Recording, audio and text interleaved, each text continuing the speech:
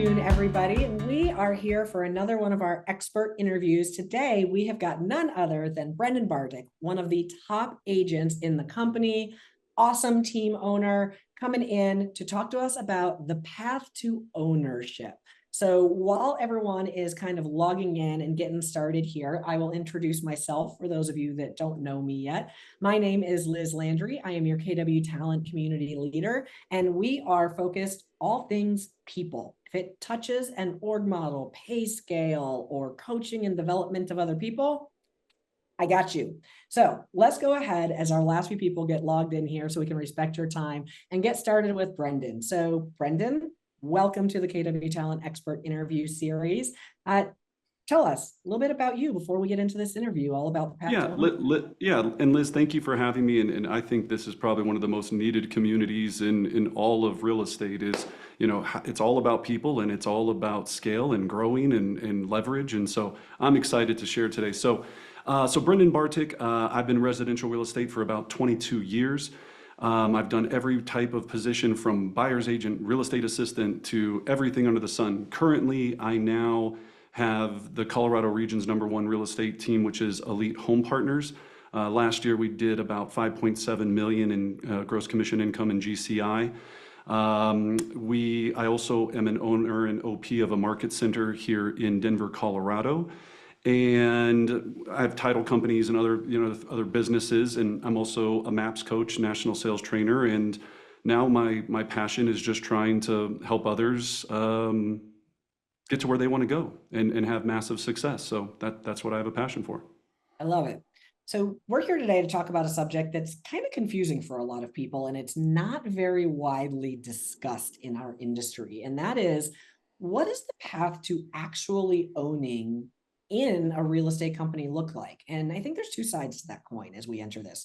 One, you may be the person who is in a real estate company going to your Rainmaker saying, hey, I want a way to have ownership. This is important to me. Or you may be on the flip side. You may be the Rainmaker who's saying, I'm not sure what on earth this would look like. And so here's what I would ask before Brendan gets started here is just kind of talk to everybody and say, I want you all to approach this with an open mind, first of all. And we tend to have a lot of ego in real estate businesses. That's right. Like, our name is generally the business. And so we kind of associate, this is our baby. We started as a single agent, we grew it, and now it's this team. And there's a lot of fears around having multiple owners in the businesses. And Brendan, along with several other very large teams in our company, have found really good ways to create win-win scenarios for everybody to succeed. And Brendan's going to share his today. So I ask that everyone keep an open mind if that is you. So Brendan, the floor is yours, sir. Yeah, I love it. Thank you, Liz. So when we're talking about creating a company of we and not me, and for some of you, you may think that your company already is a we company, meaning that you love your agents, you love your team, you do everything, whether you're in production or you're no longer in production. And we're going to be talking about ownership for a real estate team, not a brokerage, not anything else. So our journey, and the reason why we kind of had this epiphany, is we continued to have an issue. The name of our team for years was the Bartic Group at Keller Williams, right? And as I started to help agents and develop talent, we went through this cycle of hiring people, losing people, hiring people, losing people. We would develop them, give them tons of leads, train them, make them expert listing specialists, do all of these things, and then they would either go and do it themselves, or they would get an offer from a competing company for something that they couldn't possibly, think in their mind that they couldn't refuse. But the continued feedback that we would hear often was, this sounds like something, that again, Brendan's winning, and the money that I put into the company goes to make Brendan in his life bigger. And even though I didn't feel that that was the case, I continued to hear that feedback. So we went to the whiteboards and kind of locked ourselves in a room for a few days and said, okay, let's think this through and go, if we were to create a new hybrid of real estate team, what are the agents' problems? What are what are the issues that they have? What are the issues that we have with this, right? What is the friction that we have in our current organization? And could we develop a better way? And in that development, we went and realized that there was three things that we wanted to focus on that would make us very unique. Number one, we wanted to create an ownership program that made the company all about us and not about me or my name. Number two, we call that path to ownership. Number two, we wanted to create path to leadership. So we said, look, it's great being a 15-person, 12-person team. There's nothing wrong with that. And we were extremely profitable. Everything is fine. But we're not really making a legacy for others, right? If we stay at this size, no matter how good we are, unless every agent does 400 sales a year, we're going to cap. We just couldn't get past this bigger number for our style. So we said, we want to grow, and we want to make sure that every member in the organization that's contributing to growing with us has the opportunity to be an owner of this organization and also have a path to leadership. So if they want to go from agent to launch coach to, in our world, we call them TLs, team leaders, but I know Keller team leaders are a little bit different, but more of like, we call them squad leaders in a lot of ways, right? They're like a PC coach, but they manage a group of people. Frequently, yeah, a lot of people would call that a pod leader, right? Or a lead pod leader in some things. Yeah. Yeah. But inside of the team structure, because the team leader, we think market center team leader. Yeah. You're exactly right. And then from there, director of sales, regional director, and so on. Very much like a Keller Williams regional structure. So, looking at that structure, we said, well, right now you can either be an agent, director of sales, or the CEO. And those were really the only kind of three paths that we had at that current time. So Brendan, you said you had what, 15 people at that time when you kind of decided and brought this to life. How much profit were you guys making at that point in time as a company? So we were probably like at $1.1 million at that time. And you were doing no kinds of profit share, like bonus share or anything like that? Nope. Yeah, no rev share, no profit share, none of that. It was just, Brendan making $1 million a year. Got it. Yeah, exactly. Because I followed the original model, right? Yeah. My first goal when I was at another company, I was making $1 million, but I wasn't netting. Then when I understood Keller Williams, I was like, okay, make it, net it, right? Receive it, and then give it. And so my whole thing now is receiving it, and now of course trying to get to that next, give $1 million. But in doing that, I was looking at this and I was going, okay, great. And people will be like, you're crazy for doing this.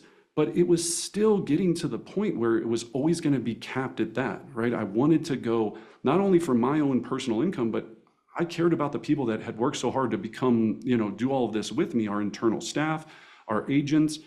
So we said, okay, path to leadership. And then the third piece that we developed was a path to passive income, which is a rev share plan. We call it G share, GCI share. So in our company, everyone was like, G share, it's like a whole thing. So yeah, it really came to life. So we took those three and we whiteboarded them out and we said, okay, what is gonna have to happen for today's session? We'll talk about path to ownership. What is gonna have to happen to make a true ownership option? So one of the books that I recommend if you're interested in this is The Greater Game of Business. It's a great book that talks about how to build an organization like this. But really the model was right in front of us. Keller Williams Market Centers are open book. They are a very similar model, 100 shares. You buy in, there's a rev share model, AKA profit share. Certain piece gets divvied out. And so we looked at it and we said, well, there's a lot of things that work on that, but there's a few things that we need to tweak. So when we started to build this, we said, okay, first of all, we're going to do 1 million shares, right? And the reason for starting out with 1 million shares was we wanted to make sure that we had enough shares to, of course, be awarding to people. So we have 3 ways in our organization. You can be awarded shares, you can purchase shares, or you can earn shares. And I'll talk about that here with a visual here in a second. So we said, okay, we want to make sure we have enough that, again, even if people have 500 shares, right, out of 1 million shares, that mindset in their head switches a different gear. And that means that they have like 0.0000005% ownership of the company, right? When you're thinking 500 shares out of a million. But you award somebody 500 shares and they feel that now it's we and not you and me, mindset changes, the way that they approach everything. And then we also help people to understand what the whole business is so that we can control cost, so we can make educated decisions. But instead of me going, yeah, I know everybody wants to go to family reunion on our dime, they would look at it and go, yeah, we're not doing that unless we have sponsors, and that's going to affect our profit, and I'm not going to get the check, my dividend check that I was wanting to have. So it really switched the mindset of how people looked at the company. So It's first step is, interesting when you look at that. One of the things that I was listening to a podcast last week, and it was talking about co-op companies, like famous co-ops, like people might know, like REI co-op, right? Like privately owned companies where it's owned by the employees. Publix, for those of you in the Southeast, the great grocery store of Publix with pub subs is this way. It is a privately owned corporation, right? It's company and its employees own it. I've never worked for Publix. I cannot go buy stock in Publix. I would have to work there. And then, like in Brendan's model here, of earn the right to own stock in this company. There's been lots of studies done on companies that operate this way of how much happier the employees are and how much more vested in long-term careers there people are, right? Like companies that all fundamentally could run the same, except for this one factor is different. The people are happier and they stay longer. yeah, and you're no longer an employee or an agent, you're a partner.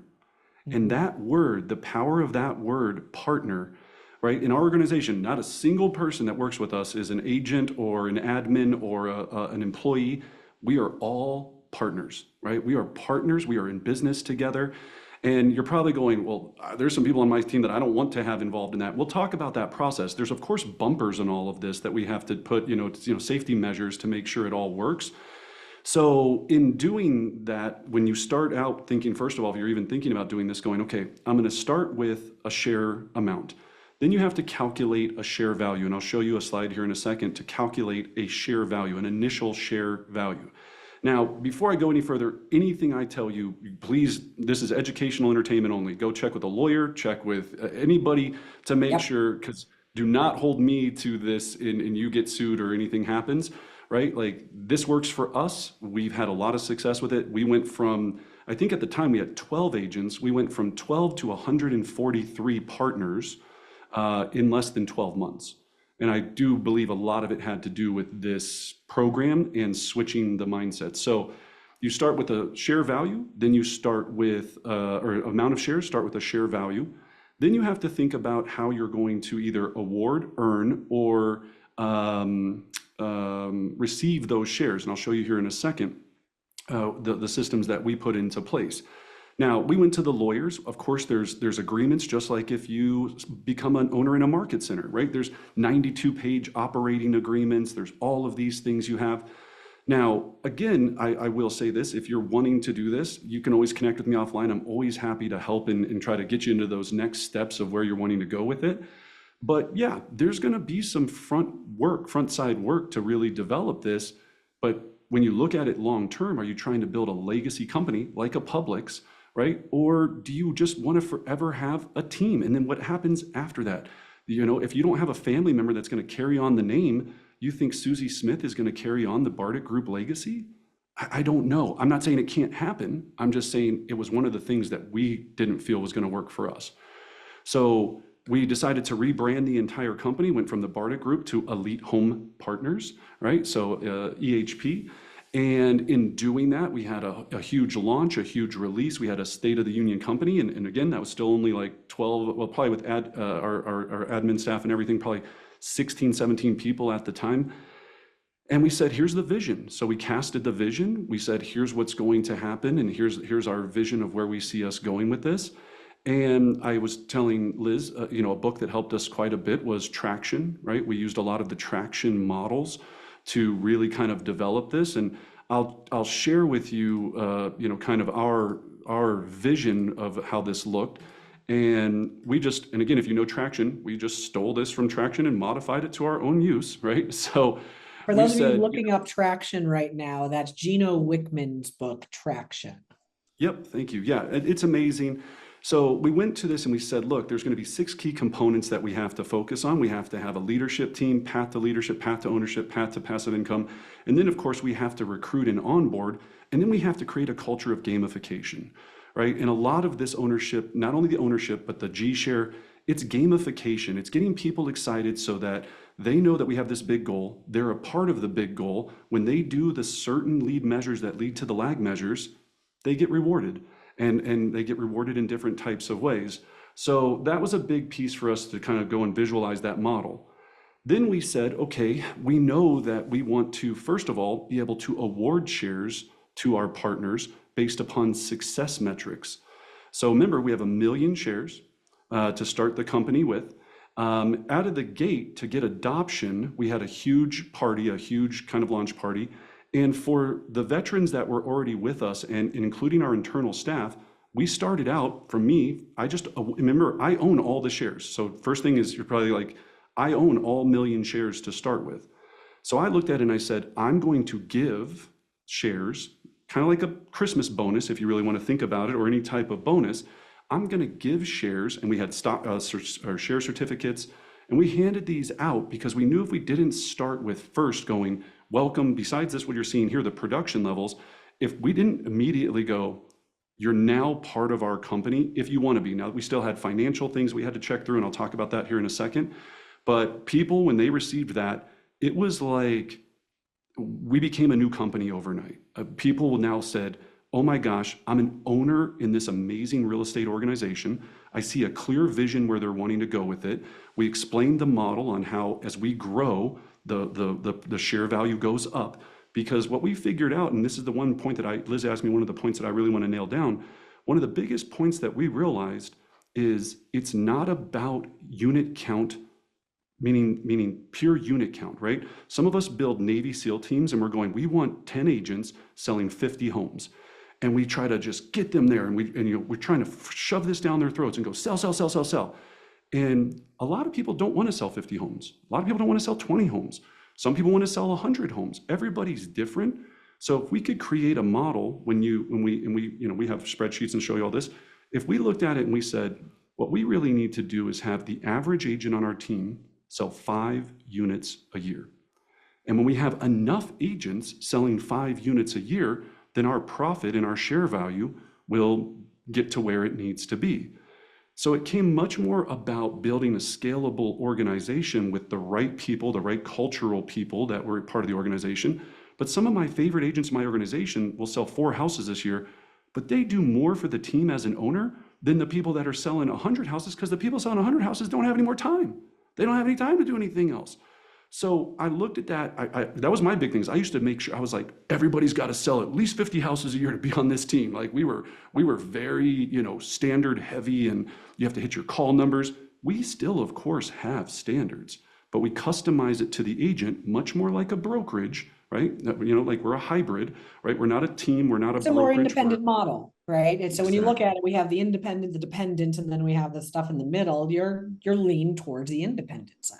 Right. And the breakthrough for us, Liz, is on the dependent side of it, we of course have leads and ISAs and we produce this, but the people that do the right things get turned on for those. When I say the right things, these are the top killer producers that are going after it. Those that get. The people that are there for like community and culture, there's ways to get turned on for our advanced levels of what we provide, right? We call it our leads program, right? So there's all kind of ways, and we learned a lot from different companies, and I went out and researched all these different things on how they were doing it. So it was able to keep our costs down, because the biggest thing that people think about when you have 150 agents, how do you afford the leads? Here's what'll blow your mind. On an average week, out of our 150 agent population, 20 at most are turned on for leads, because they did what we needed to do, right? We have a certificate kind of program every week that's audited through a virtual assistant. And it's simple things, right? You've got to do X amount of this, X amount of that. The database has to be clean with this, and you have to attend, we have our Pulse program, right? Pulse. You have to attend Pulse, you have to track your numbers, and you have to post your scoreboard. You don't do that because you got too busy, then you need a week off. You get caught up. So looking at that population, you're not spending this huge amount of expenditure, because not everybody is the same, right? And they're fine with that, because some people don't want what the other person wants. So I think that was a big piece. So as we developed this, then we said, okay, we want to start after the initial release. And I think on the initial release, for every single person, I probably did, I'll have to look back, 1,000 shares, right? So let's say that 15,000 shares out of 1 million shares were distributed to our ownership team. And when you think about 1 million and then 1,000, that means that they own a very, very small fragment. But when you tell somebody that they have 1,000 shares and they're now an owner in this organization, mindset changes immediately. So then we said, okay, now we want people to become bigger owners, thrive to do more. So we said, okay, let's have our award sharing program. So anytime that you are the #1 top agent in closed GCI in the quarter, you're awarded 1,000 shares. If you're the top team leader, right, like we said, pod leader, not including your personal production, your team's production, that team leader earns 1,000. And we started out with 1 team leader, now we have 5, right? So we have squads inside that 150, and those 5 people handle those 150. And then we have launch coaches built in it, kind of like a market center in a little bit of a ways, right? So we just built tiers, right? I come from a military background. It's like company, battalion, platoons, squads. Well, that's a little bit reversed, but it's close to that, right? So then the last one is G-Share. So we also created a rev share program that we modeled off of a new company that had come out, where anytime someone comes into our organization and you're the reason they came, you get 5% of their GCI of any deal they close. When they add 10 people, you unlock the next level, you get 5% off them, 4% off of anyone else they brought in, and it goes 5, 4, 3, 2, 1. Again, if you have interest on this, I'll send you all the stuff on it. I'm more than happy to share. But those were the pivotal things that really kind of made this whole thing come to life.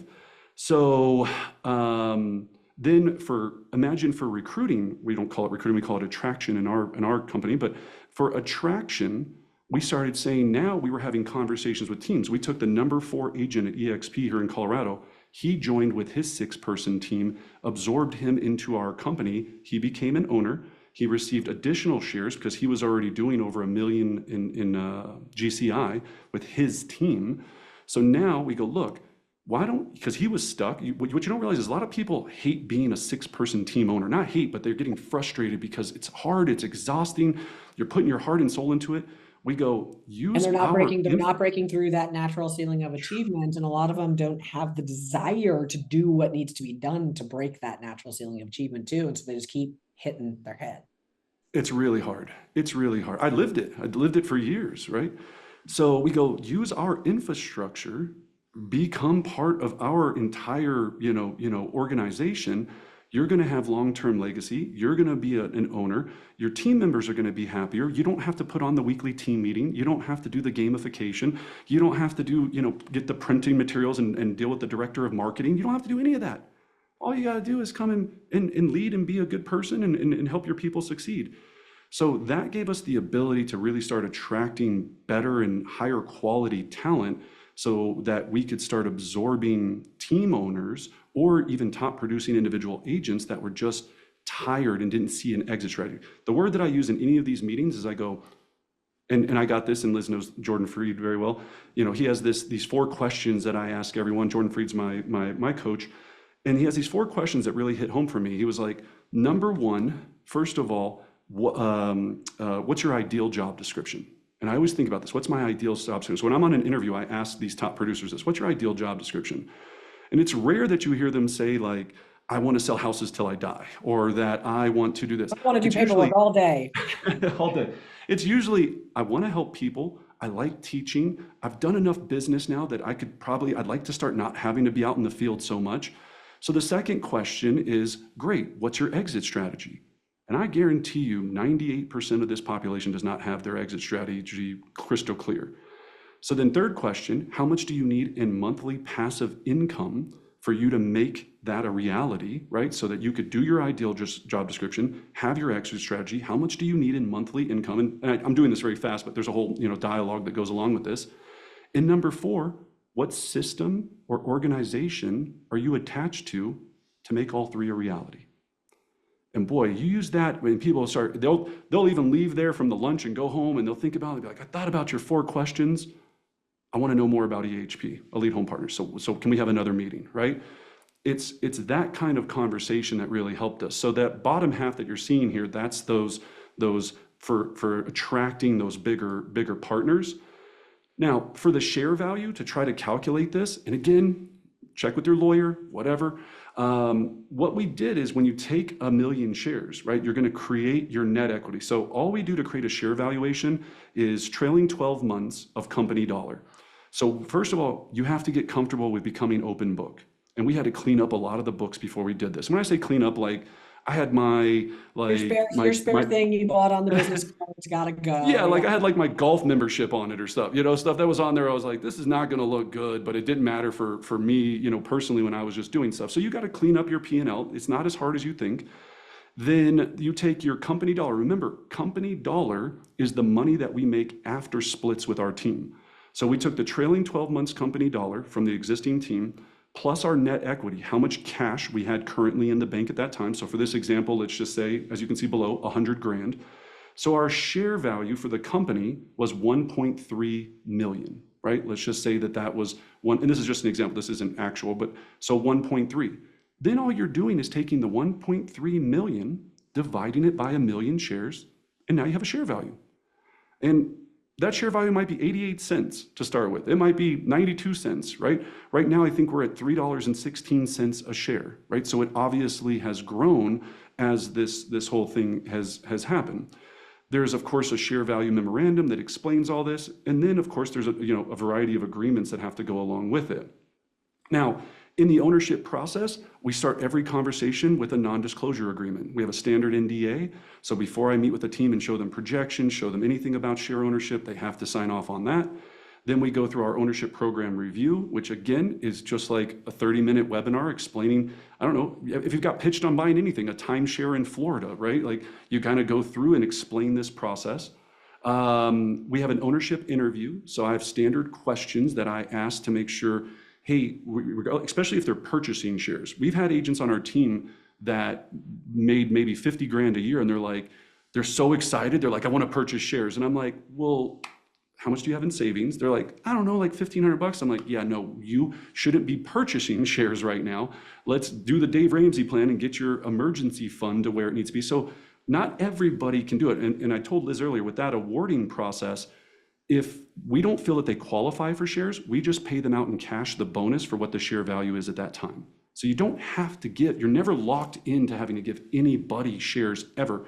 It is your company. I think that's so important. And while a lot of people will be very turned on to the idea of it, there is a portion of people who are like, I see no value in that. I love it here. This place is awesome, but that's not valuable to me. $400 would be more valuable to me, right? Right, Not right. everybody is going to be the same. Yep, exactly right. Then we have a defense committee. So I go to our leadership team and I go, Sally wants to purchase ownership, or we were considering awarding her ownership. We go through this just like you would a defense panel with career visioning. It's very similar to that process. And thank you, Keller, for teaching me that. Then we send over the purchase agreement and then payments received. And then we celebrate ownership at the next organizational meeting, right? The next team meeting. And it's a big deal, right? It's a big deal, and we make people feel very special. You can put owner on your signature line and your email address, right? It's these little things that just will make people go to war for you. And that's not the right answer, but go to bat for you. I don't want them to go to war, right? So with that, building the ownership model, right? You're going to have a purchase agreement, rev share process, right? I do think if without the rev share, this also wouldn't work, because if you don't have a rev share process, meaning a way to attract and grow, you could have an ownership group, but if you're not going to grow and scale, there's no real reason to have an ownership program, because you're never going to get the share value to increase to an amount like Keller Williams has, right? You gotta get to a certain, just like any market center. Market centers that are 100 agents, they struggle unless they're, have a $70,000 cap or something. And I also know people that are playing around with this in smaller markets that are doing that and doing different things with it. But you really need to scale. Now, whatever scale means to you, but it doesn't mean you might not want to do an ownership program for 5 agents. I just don't see if that's your plan to stick with having 5 Here would be my agents. question on that as well, right? So the revenue share does the attraction. You started with 12 agents, you're 12 team members, you're like 150 now. How long is the time frame from your 12 to your 150? Less than 12 months. So once we launched this, it Less was than in 12 less months, you than, went from 12 to 150. And out of that exactly. 150, how many are EHP owners? How many hold shares? Right now, 29. So 29 out of 150 hold shares. Correct. And so that means that there's 120 people out there that don't. Yeah, and that either don't want to or are working their way into it or, figuring out their financial situation. I mean, they got to put braces on, Sally or whatever it is, all different things. So yeah, that's a great question. So obviously you have to have an operating agreement, a share value memorandum, and then a non-disclosure agreement. And then the last thing that I'll share, and then of course we can just talk, is now you got to bring it to life, right? So in our monthly meetings, first of all, we have a monthly ownership meeting. And I think that was very, very important, not just our team meeting, but a monthly ownership meeting. So we, of course, get into a room. Now we're doing it Zoom a lot of times, but we try to at least alternate to in person if possible or via Zoom. We start out, of course, with shout outs, positivity. Then we created, and I'll show you here in a second, we created our own multi-year trend for our team, right? I just modeled this off of Keller, and if you don't know what a multi-year trend is, I'll show you here in a second, but it's just it's a several page analysis of the organization that shows them, because we're open book, exactly what's happening. Here's how many people we brought in, here's how many listings we closed, here's how many buyers we closed, here's all of this, here's what our expenses were, and here's what we made in net owner profit this quarter. So you can calculate your share value versus what the profit was. And I'll talk about how we divide out profit just in a second, because you're going to want to build reserves in the beginning. I'll talk about that in just a second. So we go through the multi-year. Of course, you have to show them a balance sheet because, again, they're owners in your company. The share valuation update. So we show them the share calculation and where the share was last quarter. We only revise the share calculation once every quarter. So it doesn't happen like on the stock exchange every day. It doesn't go like, right? We go back, look at the last quarter, do that process that I showed you earlier. That establishes the share value. Then quarterly distribution projections. So we let them know here's what the check that you're going to be receiving. And then IDS is just issues, discussion, solved. So what issues are you guys seeing with us as an organization? Let's take a few minutes to discuss them. And then let's think about ways that we can solve them. So now it's we, and not me, me, me. So the last thing I'll just show is that sample multi-year trend, right? But this is easy. We just took it from Keller and we just modified it for our team. Now you might think you have one of these in Keller for your team, and you kind of do, but it doesn't have all of the details like profit and all of those things. We have some that are built into Keller that just shows us like, we did this many sales, we have this many people on our team, and we sold this many houses. So that made it very easy to help people also become more buy-in because they knew everything was open book. It wasn't like, for years I did like a profit share thing, or not for years, when we did this like for my internal staff, we followed the MREA, and I love that model in the MREA to doing a profit share disbursement. But a lot of times the issues that we found with it is they're going, well, Brendan, you decided to have the big end of year party. So now I'm making less because you decided to have that party? And I'm like, yeah, I like to party. Like, I don't know what to tell you, right? And so that didn't work.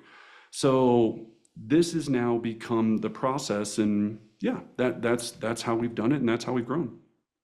So let me ask you on that. So there's quick growth on there. For anyone who was looking at those numbers on that multi-year trends that Brendan shared on there, you can see where it went from 30 deals, 40 deals, 50 deals to 150 deals on there. How, as the person kind of leading this ultimate charge on there, how abrupt has that been in a year for you? That rapid growth. Yeah, rapid growth. And what it really made us have to do very quickly is build out the leadership team, right? So we went from I was the director of sales with the old team. There was no director of sales. There was no director of lead gen. We didn't have certain roles in the organization. So it was red light, green light. We made a certain profit goal, and we said when we surpass that profit goal, then that's going to open up another level of money to hire the next level of leadership. And the whole ownership team understood that as we started out. So when we're talking about quarterly distributions, the first thing I want you to make sure, if you even have any desire to do this, is you want to build up immediately 6 months of reserves, meaning 6 months of your expenses that if all the whole world comes to an end and we can't sell houses anymore. Zero sales, that you could pay everybody and be fine for the next 6 months. So in doing that, we didn't pay out 100% to distributions every quarter. We held back 50% of the profit until we got to that threshold. Now we pay out 75%. We still put 25% under the pillow or in the bank every single quarter to make sure that we're always safe. And of course, that affects the share value. And I keep telling them, I'm going, you still own that money, right? You own that money, even though we're saving it because you're an owner. It's part of the shares, right? So it's not like I'm just keeping it secret somewhere. So yes, so as you start to build that out, you want to make sure that you're cognizant of that. But you're exactly right, Liz. Building that leadership team was fast and scary, made a lot of mistakes. We had TLs that, in our world, pod leaders that shouldn't have been pod leaders, that were in it just for the money, and they were like, whatever. We had, just like anything, you want to make an omelet, we got to break some eggs, and we definitely broke some eggs.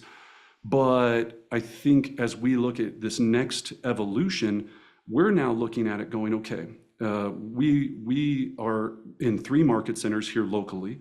We're looking at it going, okay, once we master this locally, we didn't want to do, outside expansion. We're all in one MLS. We were like, once we figure out how to make the best Chick-fil-A here, then how do we take Chick-fil-A to Scottsdale? How do we take Chick-fil-A to wherever? And so now we're just looking at that next level of going, okay, who are we going to partner with next to run that EHP model and reciprocate it in the next location? So now it's just like anything. Our goal isn't to end at 150 agents. We have a very, very clear vision for a 10-year plan to have 5,000 elite home partners. And we think, well, that's a very conservative number. But again, we have fluctuated, right? We really thought that we were going to be on this pace to be like 100 and 200 and 300 and 400. Well, just like I was on the top agent mastermind with Gary, it's just like how he built Keller Williams. You get to one level, then you go, okay, I thought I had it all figured out. Liz, I was just talking about how when we did this, we thought we'd be at like 500 agents by now, to be honest with you, right? And what we're learning is that's not easier said than done. Those models start to break. Right. Your 20-person model is not a 50-person model. Your 50-person model is definitely not a 100-person model. But then as we start to get these bigger numbers, it kind of becomes a better model. But we had to rethink things, reorganize, and restructure. And so we have a very big goal of growing to this larger agent count. And when we do, I feel like we're going to deliver legacy, long-term profit dividends. Now, the one last thing that I'll share is of course, one of the big things is vetting it. So when you own shares, very similar to Keller Williams, and maybe not with the new commotion that's happening sometimes, but what I mean about the profit share, right, is when you own with us, if you've been there 3 years, your shares are vested, right? After 3 years, let's say I award you shares, Liz, you can't sell those shares for the first 3 years. So it also keeps people with you at least for 3 years if they're going to keep their shares. Now, after 3 years, they can sell those shares for whatever they want. They can sell them for 10 times the share value if they get someone to buy them for that amount. Of course, I approve all share purchases, and there's an agreement that states how that's done. But you want to vest people for 3 years on any awarded shares. Then after that, they can be a shareholder and an owner in this company for the rest of their life, as long as they don't join a competing brokerage, right? Now, and we also put a caveat on there, even if they stay with Keller Williams and we don't have an EHP location with Keller Williams, if they stay with Keller Williams, they will still receive their ownership payouts, because that's on us that we couldn't have a location there, but they cannot join Dolphin Real Estate and compete against our culture and our company and still receive their share ownership. What happens with people that leave or people that decide to go or competing? So thank you so much for answering that, because that was my last thing to loop it back around. And a few of the things that you said in here, Brendan, as we wrap it up, I think that are so important is it's not everybody. Everybody has the opportunity if it's right for them, but not everybody is opted into the opportunity. There are a portion of people that this is what will drive them. And there's a large portion of people who are either not ready for that, or it's just not that important to them. That's not why they're there. However, the attraction standpoint, this is a large attractor, and then those people bring others with them, because the bigger you get, the bigger you get. And I think it's interesting to look at.